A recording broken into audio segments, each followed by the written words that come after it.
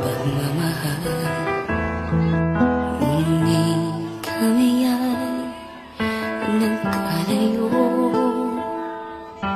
pagkat hindi kami magkasundo. Eto ka, bagong magmamahal, nangangako na tayo ay magtatagal. Ano ba ang dapat kong gawin? Sana ay pagbigyan ng aking hiling. Huwag ka lang mawawala kapag narin ka ako'y sumisigla. Kahit hindi ko pa kayang magmahal, sana sa akin ay hindi magsasawa. Puso'y ibibigay sa'yo sa oras na maghilom ang sugat nito. Panahon lamang ng hinihiling sa'yo, sana ay pagbigyan mo ako.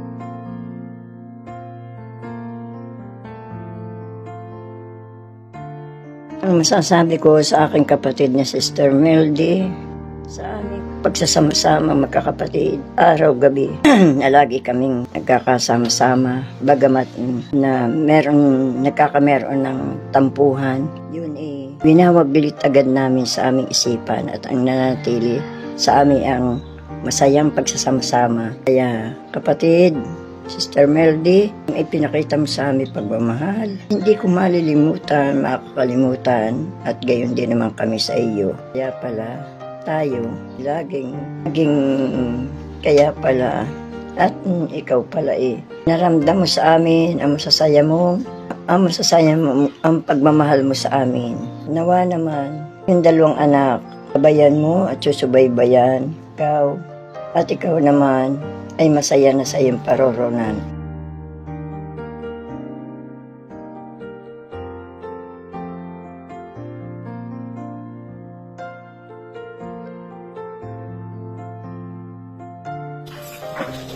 Mga kapatid, Lord,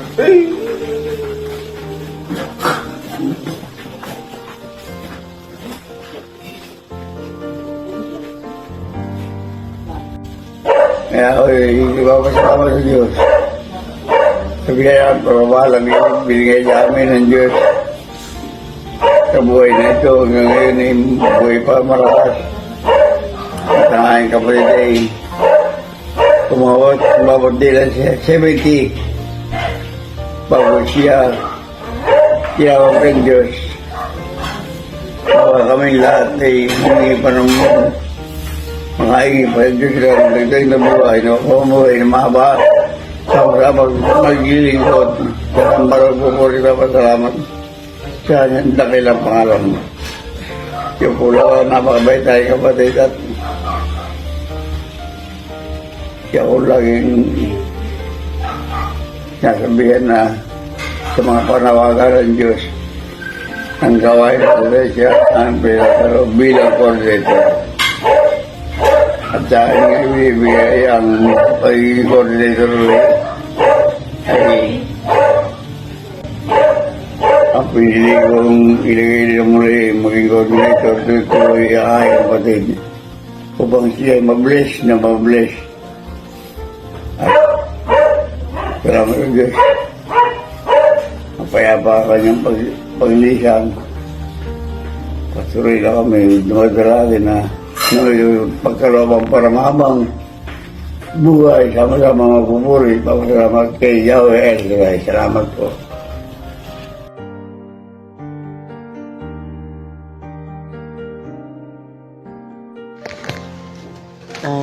Tilde, salamat. Ngayon, salamat. At Tilde, salamat sa mga ating pinagsamahan.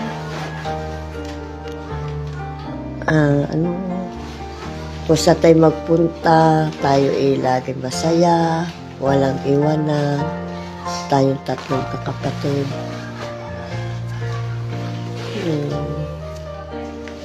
Mahal na mahal kita.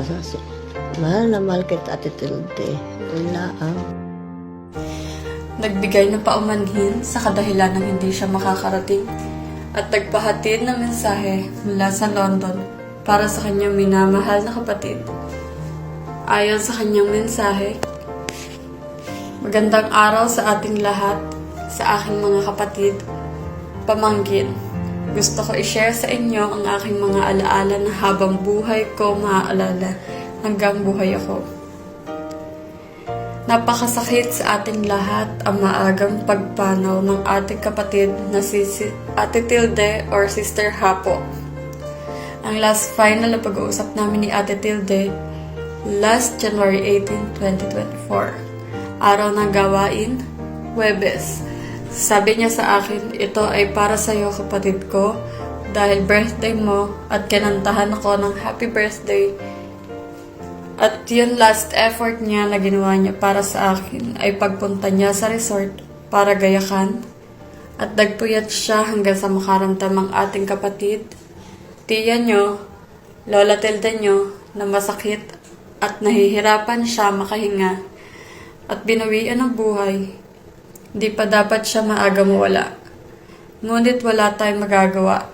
Plano ni Lord na kuhanin na niya ang ating mahal na kapatid, ang tiya, Lola Tilde. Amen. Ang masasabi ko lang sa aking kapatid na si Ate Tilde ay siya ay naging isang mabait sa aming magkakapatid at sa kanyang mga anak. Mamimiss ko lamang sa kanya yung mga ginagawa niya every time na uuwi ako abroad. Mamimiss ko yung mga pagluluto-luto niya. Everything na ginagawa niya pag ako ay narito sa aking pagbabakasyon. I miss you, sister. Okay.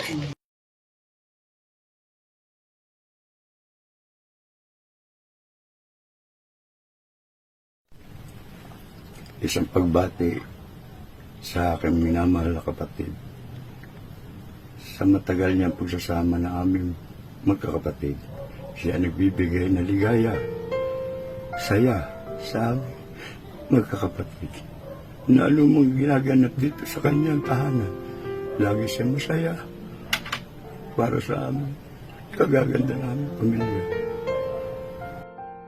Tiya, salamat. Tiya, salamat po sa lahat ng ating pinagsamahan. Tiya, hindi ko lubos maisip na wala ka na. Pero alam ko, nasa piling ka na ng Lord. Hindi lang tiya ka para sa akin, kundi bilang isang matalik na kaibigan, barkada, tropa, ika nga. Tiya, napakadaya mo. Sabi mo, last usapan natin, babalik pa tayong dalawa sa resort. Kasi nakukulangan pa tayo sa lights. Sabi ko, opo tiya, kukunin ko ang Christmas light ko, dadalhin ko dito. Tiya, napakadami pa natin pinaplano, pero ito ay natuldukan na. Mananatili ka na lamang buhay sa puso at isipan naming lahat na pamilya mo. Tiya, mahal kita. Till we meet again.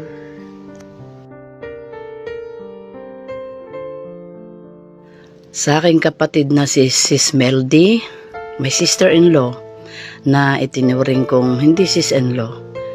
Simula noon hanggang ngayon, ganun pa rin ang pakikisama ko sa iyo, ganun pa rin ang ating samahan. Bagamat kinuha ka na ni Lord, hindi ko makakalimutan yung ating mga pinagsamahan. Lahat kayo ng aking mga in-laws. Tunay at ganun ang aking pinakita sa inyo.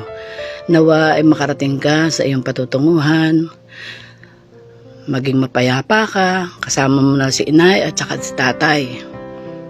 Gagabayan mo yung dalawang anak, si Lucky at si Miko. Tatandaan mo lang sis, mahal na mahal kita. Kaya iingatan mo sila, iingatan mo kaming lahat.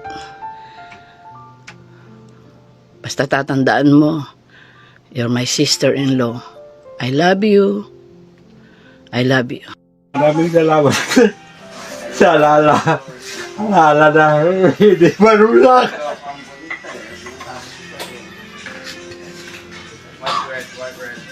Wala akong masabi. Hindi pa inaalala kita. Tawa ko.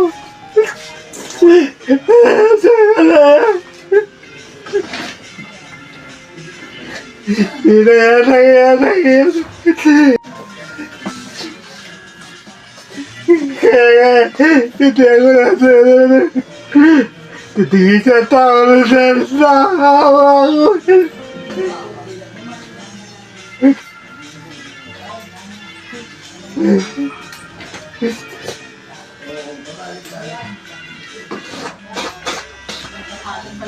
Kahit ganda na ka lang mahal pa kita.